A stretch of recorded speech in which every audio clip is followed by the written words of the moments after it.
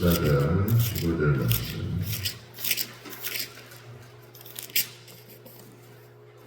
같이 한번 읽습니다. 오직 각 사람이 시험을 받는 것은 자기 욕심에 끌려 미혹되니 욕심이 잉태하는 듯 죄를 죄가 장성하는 듯 사망을 낳느니라.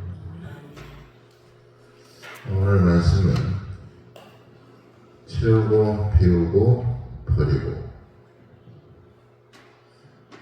줄여서 고보고, 채우고 비우고 버리고.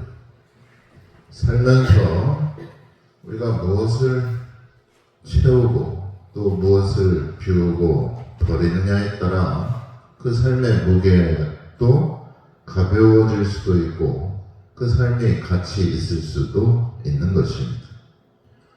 그런데 대부분 정작 채울 것은 채우지 못하고 비워야 할 것을 잘 비우지 못하는 것 같습니다. 오죽하면 요즘에 집을 정리해주는 직업이 따로 생겼을지도 그것 때문에 그럴지도 모릅니다. 물론 바빠서 또 일이 많아서 정리할 시간이 없어서 그런 경우도 있겠지만 대부분 무엇을 채우고 무엇을 비워야 하는지 생각하지 않고 준비하지 않기 때문일 겁니다. 그런데 미니멀리즘이라는 말도 있듯이 미니멀리스트나 미니멀 라이프라고 해서 무엇이 꼭 필요한지 판단해서 삶의 여백을 만드는 삶의 태도와 실천을 말하는 그런 것도 요즘에 생겨나고 있습니다. 한마디로 과한 것을 지양하고 최대한 줄이고 단순화하려는 생활 양식과 패턴을 말하는 것이죠.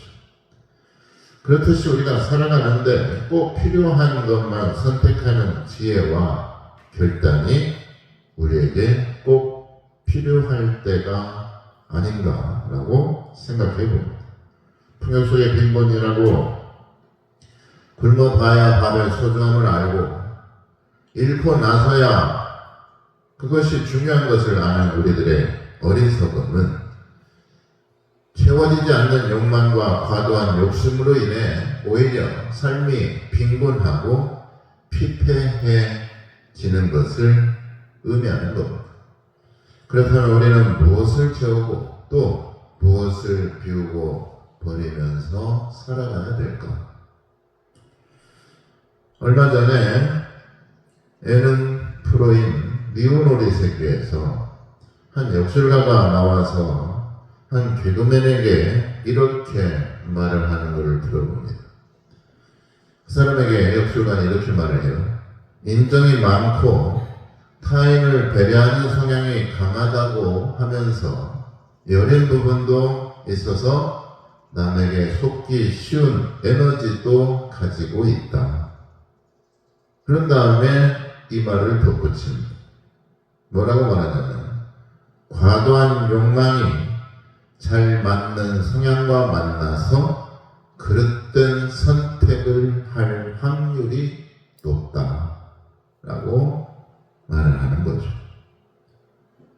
과도한 욕망이 결국 잘못된 선택을 할 수밖에 없게 만든다는 얘기예요. 가만히 들여보니까 그 말이 맞는 것 같습니다. 욕망이 지나치면 그 욕망 때문에 이를 그르치고 그 욕심이 오히려 자신을 넘어지게 하거나 그릇된 선택과 판단을 하게 된다는 것이죠. 그래서 옛말에도 과유불급이라는 말이 있습니다. 지나치면 모자란 것과 같다는 말이죠. 지나치게 많은 것을 탐하거나 자신의 분수에 맞지 않게 허영심과 자기 과시로 살아가는 것은 결국 과도한 욕망 때문에 돈도 잃고 건강도 잃게 되는 것입니다. 욕망의 끝은 결국 멸망을 초래하는 것이죠. 그러므로 우리는 분별할 줄 알아야 됩니다. 욕망과 열정과 성취는 분별해야 되는 것이죠. 또 자기 합리화인지 그것이 공의로운 것인지 합법적이고 합리적인 것인지 분별해야 된다는 얘기입니다. 자신의 욕심과 야욕을 이루기 위해서 수단과 방법을 가리지 않고 성공하는 거라면 과연 그 성공이 성공이라고 말할 수가 있을까요? 탐욕과 영광은 우리가 구분해야 된다는 얘기입니다. 이런 실화가 있어요. 어느 가정 부부가 모두 서울대학교를 졸업하고 또 남편은 사업에 성공을 해서 아내는 대학 교수로 지내고 있고 최고의 그러니까 엘리트 가정이었습니다. 이 가정에 아들이 둘이 있었는데 초등학교와 중고등학교를 졸업하게 되어 부모는 두 아들에게 너희들에게는 사명이 있다. 너희들은 모두 서울대학교에 들어가야 된다. 서울대학에 들어가지 못하면 내 아들도 아니다 라고 강요를 했습니다. 아이들은 부모의 강요에 의해서 무서워서 나름대로 부담을 가지고 열심히 공부를 했죠. 그런데 큰 아들이 대학교에 입학시험을 쳤는데 서울대학에 그만 낙방하고 고려대학에 입학하게 됩니다. 부모는 그것을 만족해야 했음에도 불구하고 서울대학에 들어가지 못했다고 첫째 아들을 계속해서 구박을 했다고 하죠. 그래서 큰 아들이 부담이 되어 견디다 못해 부모의 뜻을 이루지 못한 죄책감을 느껴 유서를 써놓고 자살을 선택했습니다.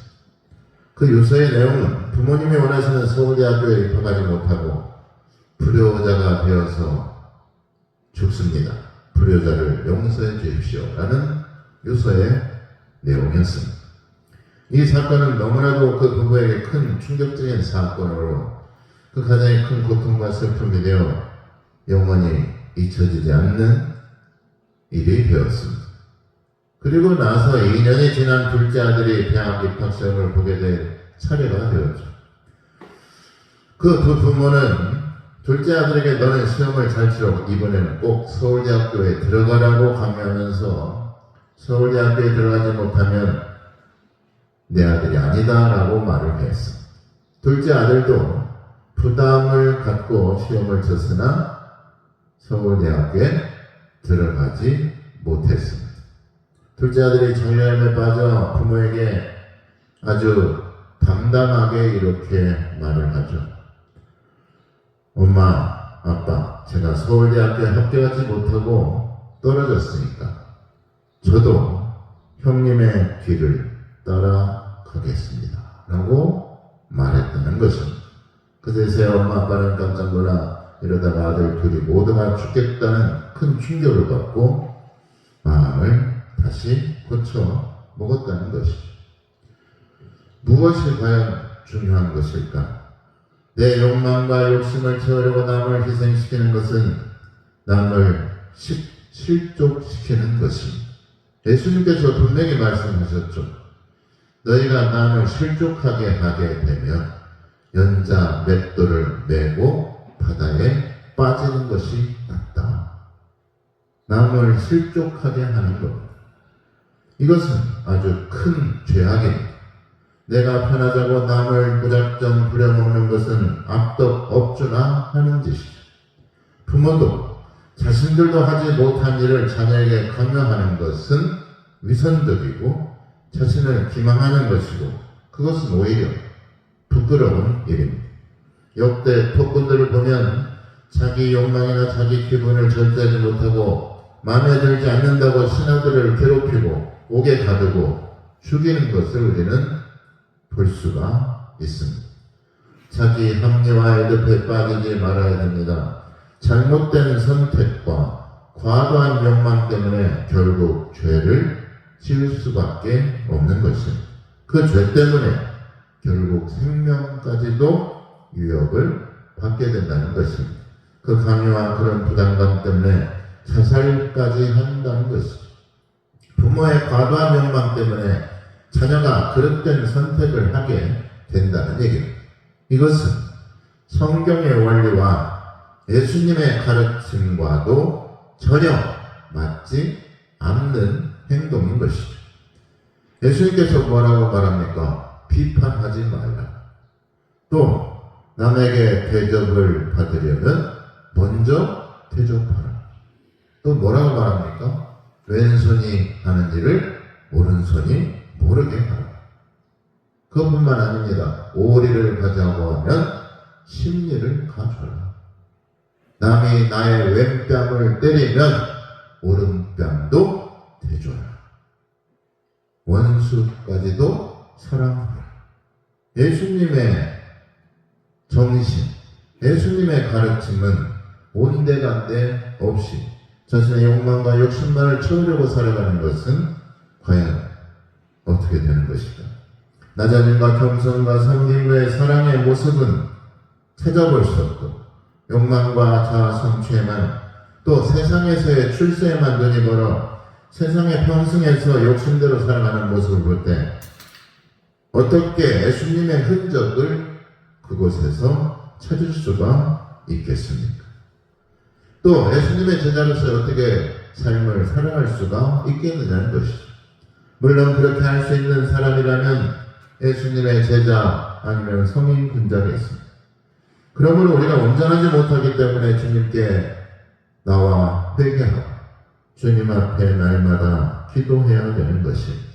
자기 욕심과 탐욕을 십자가에 못 박으며 살아가야 된다는 얘기죠. 비록 우리가 악할지라도 하나님께서 원하시고 뜻하시는 것이 무엇인지 분별하며 살아가는 것이 그게 바로 지혜로운 것이며 하나님의 마음과 뜻을 헤아리는 삶이라고 말할 수가 있는 것입니다.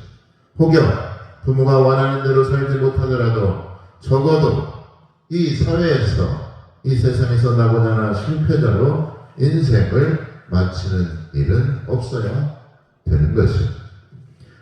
그러므로 설령 내 힘이 부족해서 내가 모자라서 안 되는 것이라면 오히려 위로받고 도움을 받아야 되겠지만 할 수 있는데도 하지 않고 해보기 전에 포기하는 것이라면 그건 분명히 문제가 있는 것입니다. 그러므로 우리는 먼저 믿음을 채워야 됩니다. 예수님께서도 벼르시할 만한 믿음만 있으면 이 산을 바다에 옮길 수 있다고 말씀하셨죠. 할 수 있거든요. 무슨 말이냐. 믿는 자에게 능치 못할 일이 없다라고 말씀하셨습니다. 심지어 너희가 내가 한 일보다 더 큰 일을 할 수 있다고까지 우리에게 말씀을 하신 것이죠. 물론 성령께서 도우실 때 하나님의 도움의 손길이 있을 때 두고 하신 말씀이겠지만 우리에게는 하나님께서 주신 믿음이 분명히 있습니다. 실패를 두려워하는 마음, 좌절하고 절망하는 습관, 마음의 상처를 받거나 낙심하거나 불안할 때 우리는 하나님의 도우심을 바라보아야 되는 것입니다. 우리에게는 가장 큰 힘이 되시는 하나님이 분명히 살아 계십니다. 그러므로 욕망과 절망 대신에 하나님께 대한 믿음과 평안을 우리가 채워나가야 된다는 얘기죠. 욕심과 탐욕을 십자가에 못 박고 거룩한 하나님의 열심을 가지고 살아갈 수 있기를 바랍니다. 첫 번째로 채워야 될 것은 성령 충만으로 우리가 채워야 됩니다. 성령은 예수님께서 이 땅에 계속 물러오셨고 희생제물이 되셨고 죄인들을 구원하시려는 그 모든 사역을 마치시고 하나님의 우편에 앉아 계시면서 우리에게 보혜사 성령을 보내주셨습니다. 성령은 그래서 보혜사라고 합니다. 우리가 어렵고 힘들 때 도우시고 또 억울하고 위기를 당할 때 우리를 변호해 주시고 절망에 빠져 낙심하고 좌절할 때 위로해 주시고 우리에게 힘을 주시는 보혜사 성령이십니다. 그리고 언제나 어느 때도 우리와 항상 함께 계시는 분이십니다. 눈을 감고 있을 때에도 눈앞에 있는 것이고 잠을 잘 때에도 우리 곁에 계시는 것이고 심지어 우리가 죄를 지어서 저 바다 끝에 거할지라도 거기 함께 계시는 분이신, 우리를 지키시는 분은 졸지도 아니하시고 주무시지도 않는 분이신 줄 믿으시기 바랍니다. 이것을 믿는 믿음이 중요하다는 얘기입니다. 믿음이라고 해서 거창하게 산을 들어 바다에 빠지게 하는 것이, 그것이 가장 큰 믿음이라고 생각하지 말아야 됩니다. 가장 큰 믿음, 가장 좋은 믿음은 하나님께서 기뻐하시는 믿음입니다. 다시 말해서 하나님을 즐거워하는 믿음이 가장 좋은 믿음이라는 얘기입니다. 그것은 예수님과 동행하며 성령 충만한 삶을 살아가는 것을 말합니다. 상황이 어렵다고 하나님의 뜻을 망각하거나 환경이 힘들다고 예수님을 멀리하는 것은 바른 믿음이 아니라는 얘기죠. 그럴수록 더 주님을 붙잡고 주님의 음성을 들어야 되는 것입니다. 고난의 십자가를 지고 골고다 언덕길을 오르셨던 주님은 어떤 상태였습니까? 힘이 남아서 그 길을 간 것이 아닙니다. 예수님은 십자가를 지시기 전에 채찍에 맞아서 온몸에 만신창이가 되고 피투성이가 되고 어깨에 나무 십자가의 멍에를 맨 것도 자신의 죄 때문이 아니라는 것을 우리는 알고 있습니다. 그럼에도 불구하고 예수님께서는 자신을 따라오는 여인들과 아이들을 향해서 나를 위하여 오지 말고 너희와 너희 자녀들을 위하여 올라라고 우리에게 오히려 위로하시고 힘을 주신 분이십니다. 그렇게 주님께서는 우리를 대신해서 희생하신 것이고 우리의 죄 때문에 십자가에 못 박히신 것입니다. 그러나 우리들은 지금 어떻게 살고 있습니까? 내 자랑과 내 오만과 편견 그리고 교만으로 살아가고 있는 것입니다. 그러므로 우리가 이 모든 것을 버리고 예수님의 사랑과 은혜와 또 성령으로 채워 나갈 수 있어야 되는 것입니다. 두 번째로 교만과 편견을 우리는 다 비워야 됩니다. 쓰레기만을 비울 것이 아니라 우리 마음에 가득 찬 이 교만과 편견을 다 비워내야 되는 것입니다. 그것은 오만함과 고집과 아적과 교만과 편견을 말합니다. 비울 것이 많지만 그 중에서 제일 먼저 우리가 비워야 될 것은 교만을 비워야 됩니다. 교만 때문에 멸망하고 교만 때문에 망한 인생들이 성경에도 많고 세상에도 많이 있습니다. 한때 잘 나가던 사업장이 망하는 것, 왜 그럴까요? 교만했기 때문에 그렇습니다. 끝도 없이 무패 행진으로 챔피언 자리에서 승승장구하던 챔피언도 하루아침에 질 수밖에 없습니다. 왜 그럴까요? 어떤 이유나 핑계보다는 교만해서 그렇게 된 것입니다. 영원한 승자도 없고 영원한 패자도 없다는 말이 있습니다. 우리가 자기 자랑에 빠져 으스대고 교만할 때 그때 넘어지는 것입니다. 섰다 하는 자 넘어질까 조심하라고 말씀하고 있죠. 고린도전서 10장 12절에 그런즉 선줄로 생각하는 자는 넘어질까 조심하라.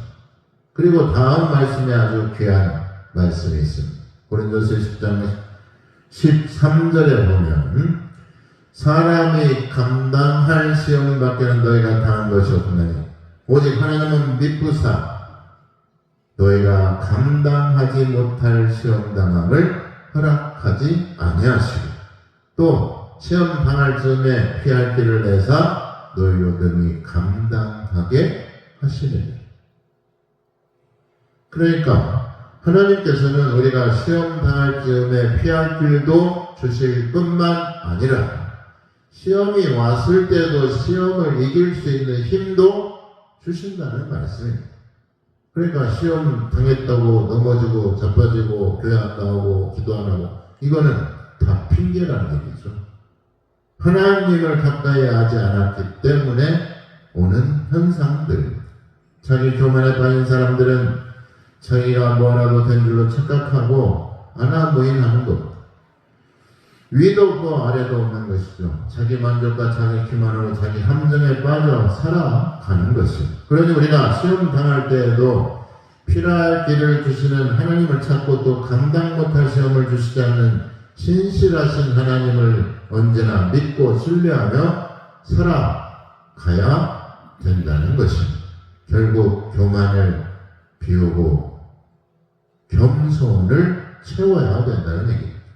또 비워야 될 것은 독선과 아집과 편견을 우리는 비워야 됩니다. 가장 위험한 사람이, 세상에서 가장 위험한 사람이 어떤 사람일까요? 가장 위험한 사람. 책을 한 권밖에 읽지 않은 사람. 가장 위험한 사람. 네. 무식하면 용감하다는 말 있잖아요. 또 이 세상에서 가장 무서운 사람, 어떤 사람일까요? 눈에 뵈는 게 없는 사람.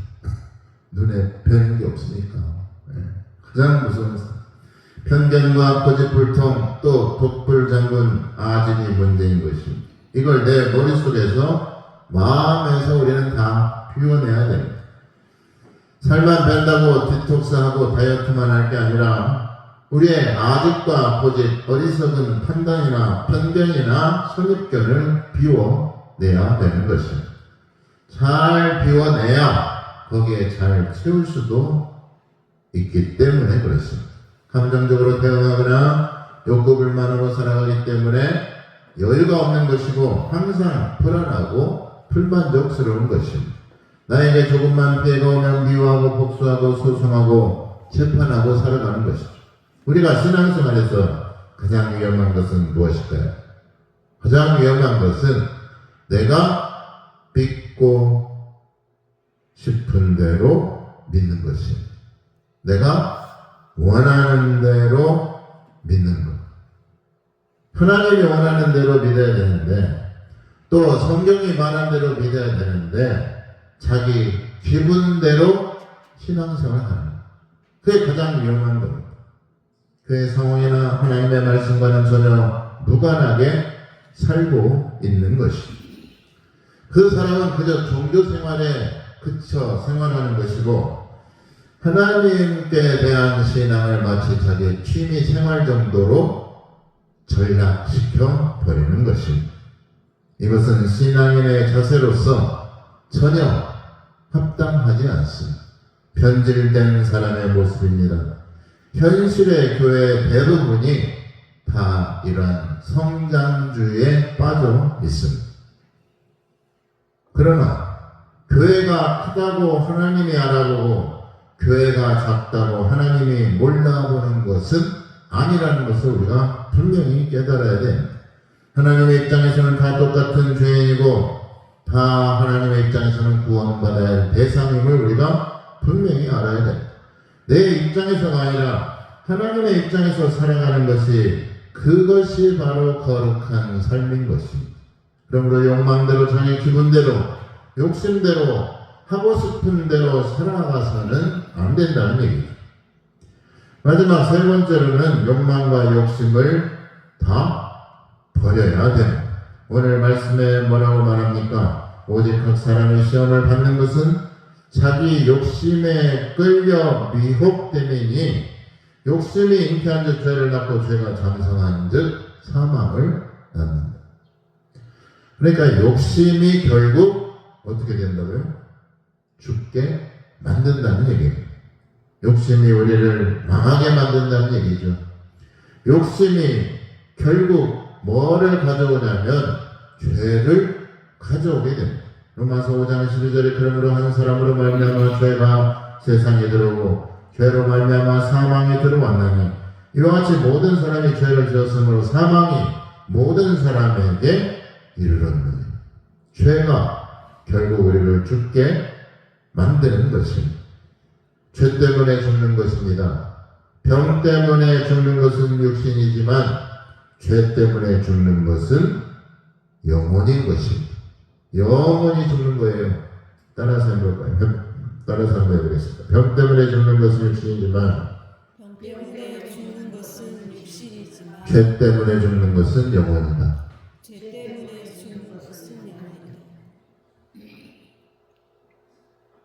병 때문에 죽는 것, 병 때문에 아프고 고통받는 것보다도 죄 때문에 죽고 영원한 지옥에서, 불타는 지옥에서 살아갈 수밖에 없는 것, 그것이 더 크다는 것을 우리가 깨달아야 됩니다.